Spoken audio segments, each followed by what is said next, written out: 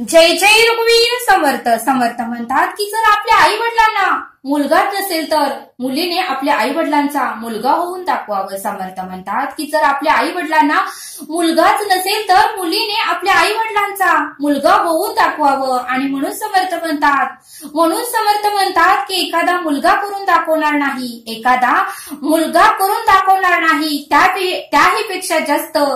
त्याहीपेक्षा जास्त पटीने उत्तमाची कार्य आणि जबाबदारी त्या मुलीने पूर्ण करून दाखवावी असं समर्थांनी आपल्याला इथे सांगितलं.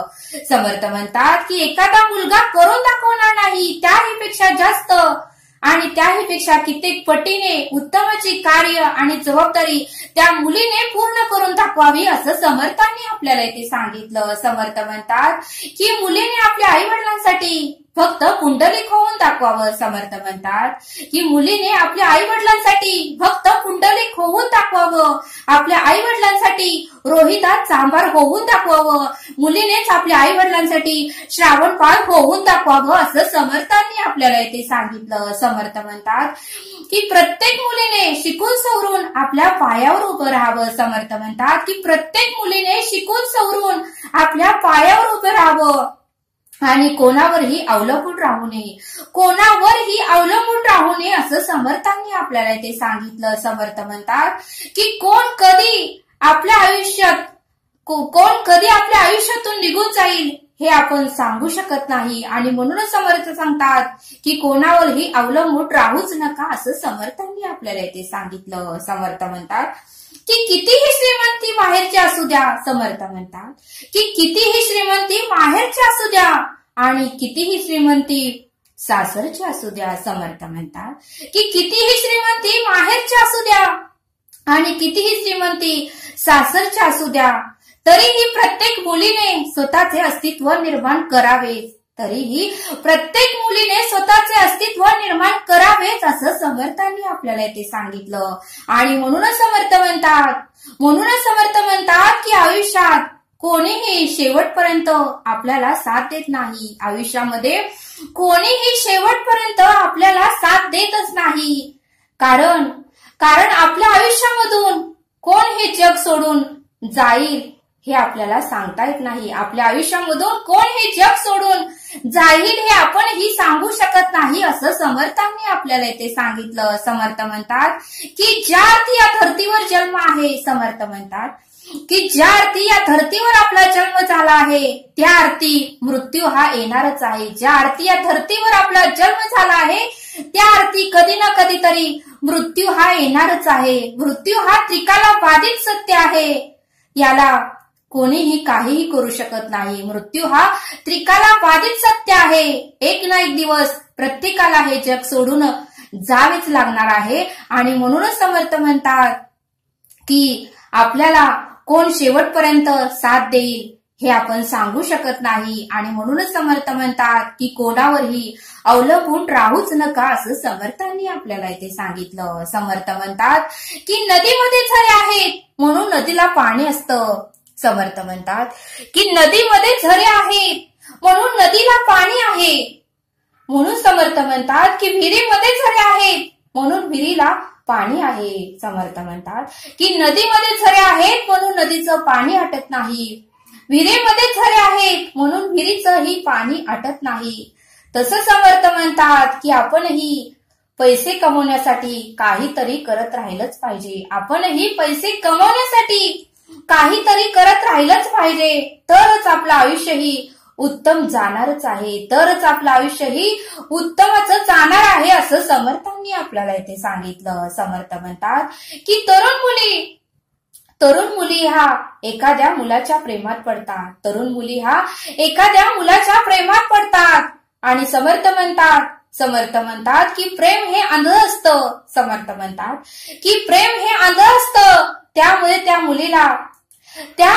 मुलीला चारी बाजूला अंधारच दिसतो. जी मुलगी एखाद्या मुलाच्या प्रेमात पडते त्यावेळेस त्या मुलीला चारी बाजूला अंधारच दिसतो आणि फक्त आपल्या विचारातच तिला प्रकाश दिसतो. फक्त आणि फक्त तिच्या विचारामध्येच तिला प्रकाश दिसतो आणि ती आपलंच खरं करायचा निर्णय घेते. आणि मग ती मुलगी आपलंच खरं करण्याचा निर्णय घेते आणि आई वडिलांच्या विरोधात जाऊन लग्न करते. आई वडिलांच्या विरोधात जाऊन लग्न करते आणि मग 1 वर्षामध्ये तिला भयानक असे अनुभव येतात. मग लग्न झाल्यानंतर मात्र 1 वर्षामध्ये तिला भयानक असे अनुभव येतात आणि मग तिचे डोळे खडकन उघडतात. मग मात्र त्या मुलीचे डोळे खडकन उघडतात आणि मग तिला चारही बाजूला प्रकाश दिसायला लागतो. मग मात्र त्या मुलीला चारही बाजूला प्रकाश दिसायला लागतो आणि मग मात्र तिच्याकडे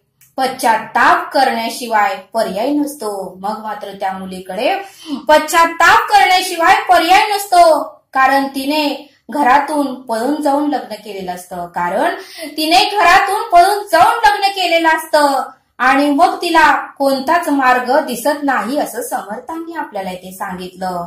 आणि म्हणूनच समर्थ आपल्याला एक सत्य घटना सांगतात जी खरीच घडलेली आहे. समर्थ म्हणतात की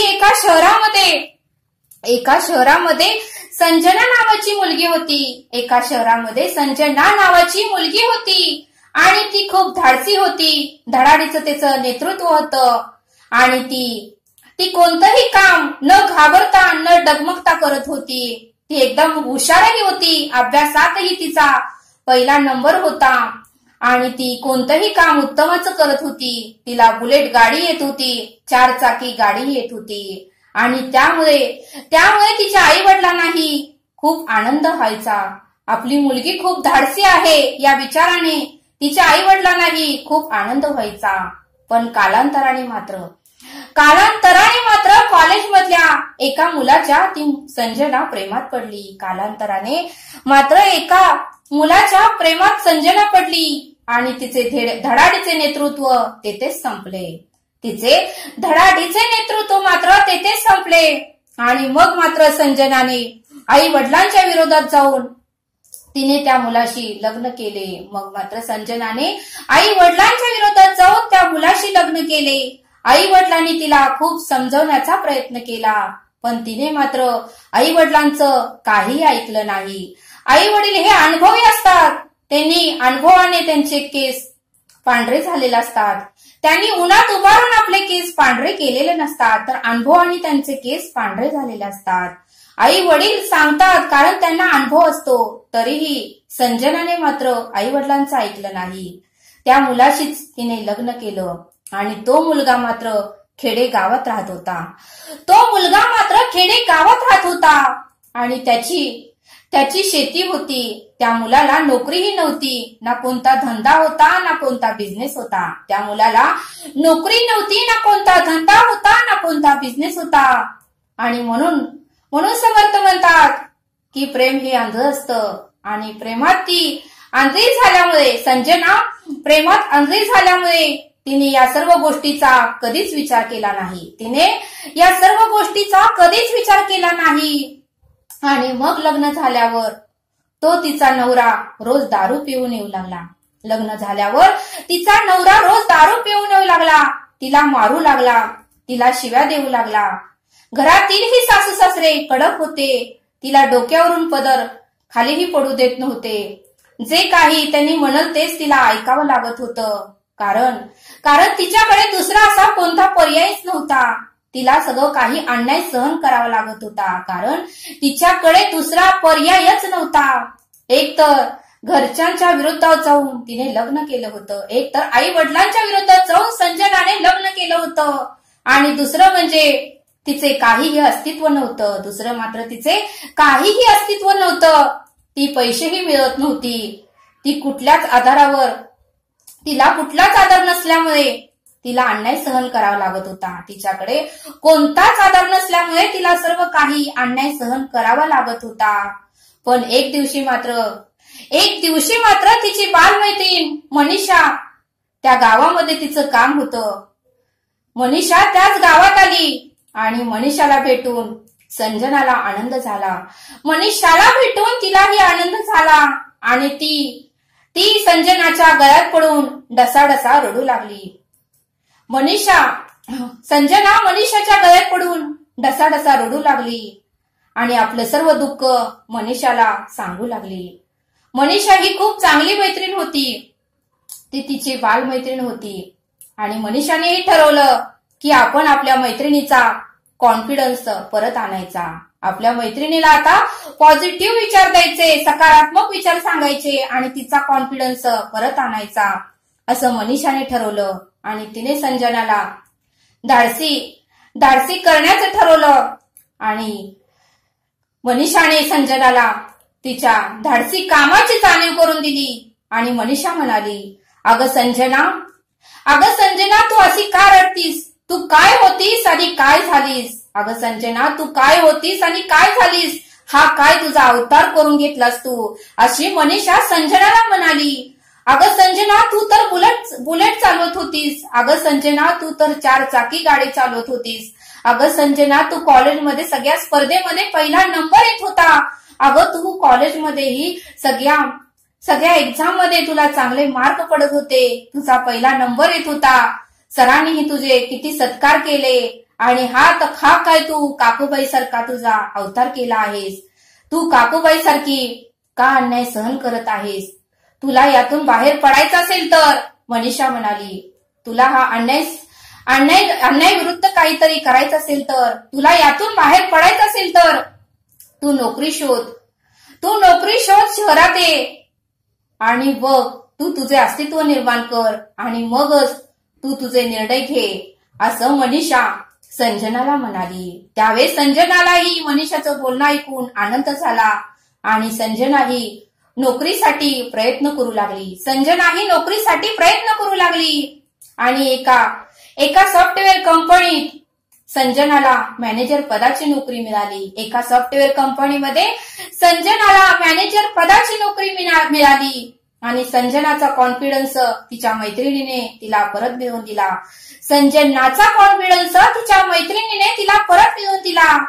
आणि संजनालाही खूप आनंद झाला.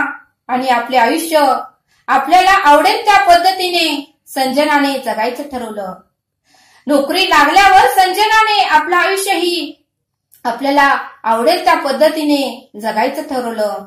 आणि म्हणूनच समर्थ म्हणतात की पूर्ण विचार करून, आई वडिलांना विचारून कोणताही निर्णय घ्यावा. म्हणून समर्थ म्हणतात की आयुष्यामध्ये सर्व गोष्टीचा विचार करून, आई वडिलांचा विचार घेऊन कोणताही निर्णय घ्यावा असं समर्थांनी आपल्याला इथे सांगितलं. नाही तर आपल्याला पश्चाताप करावा लागतो असं समर्थ आपल्याला इथे सांगतात. आणि म्हणूनच समर्थ म्हणतात की कोणताही निर्णय घेताना प्रत्येक मुलीने आपल्या स्वतःच्या पायावर उभे राहावे, आपलं स्वतःचं अस्तित्व निर्माण करावं, काहीतरी पैसे कमवून आपल्या आई वडिलांना काहीतरी करून दाखवावं आणि मगच लग्नाचा विचार करावा असं समर्थांनी आपल्याला इथे सांगितलं.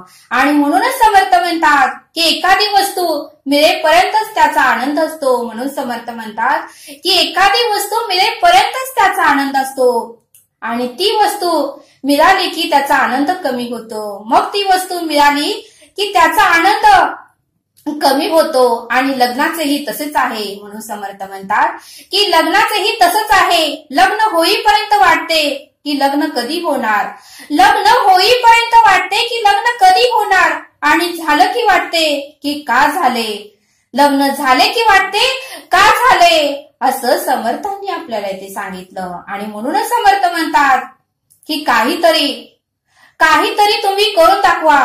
आपल्या आई वडिलांना असं काहीतरी करून दाखवा की आपल्या आई वडिलांनी ताठ मान करून जगाला सांगितलं पाहिजे. आपल्या आई वडिलांनी ताठ मान करून जगाला सांगितलं पाहिजे की ही माझी मुलगी आहे, ही माझी मुलगी आहे, असे काहीतरी करावे. असे आपण काहीतरी आपल्या आई वडिलांना करून दाखवावे असं समर्थांनी आपल्याला इथे सांगितलं. आणि म्हणून समर्थ म्हणतात की असं काहीतरी करा की पेपर मध्ये आपलं नाव यावं, मोठ्या व्यक्तींकडून आपला पुरस्कार व्हावा, मोठ्या व्यक्तीकडून आपल्याला पुरस्कार मिळावा. असे काहीतरी आपल्या आई वडिलांना आपण करून दाखवावे असं समर्थांनी आपल्याला इथे सांगितलं. आणि म्हणूनच समर्थ म्हणतात की मरावे परी कीर्ती रूपी उरावे. म्हणून समर्थ म्हणतात की मरावे परी कीर्ती रूपी उरावे. आणि म्हणूनच समर्थ म्हणतात की उगाच कोणाचा जय जयकार होत नाही. म्हणून समर्थ म्हणतात की उगाच कोणाचा जय जयकार होत नाही. प्रयत्न करणारा कधीच हरत नाही. उगाच कोणाचा जय जयकार होत नाही आणि प्रयत्न करणारा कधीच हरत नाही. त्याला यश एक ना एक दिवस येतेच असं समर्थांनी आपल्याला इथे सांगितलं. आणि म्हणूनच समर्थ म्हणतात की आजही संतांची नावं का निघतात, कारण त्यांनी तसं केलेलं आहे, कारण त्यांची कर्म तशी होती आणि त्यांनी त्रास सहन करून तसं करून दाखवलं. परब्रह्माने साक्षात त्यांना दर्शन दिलं आणि म्हणूनच संत लोकांचे आताही नाव निघतं असं समर्थांनी आपल्याला इथे सांगितलं. आणि म्हणूनच समर्थ म्हणतात की मरावे परी कीर्ती रूपी उरावे असं समर्थांनी आपल्याला इथे सांगितलं. तरी आता आपण येथेच थांबूया. भेटूया पुढील भागात. धन्यवाद. जय सद्गुरु.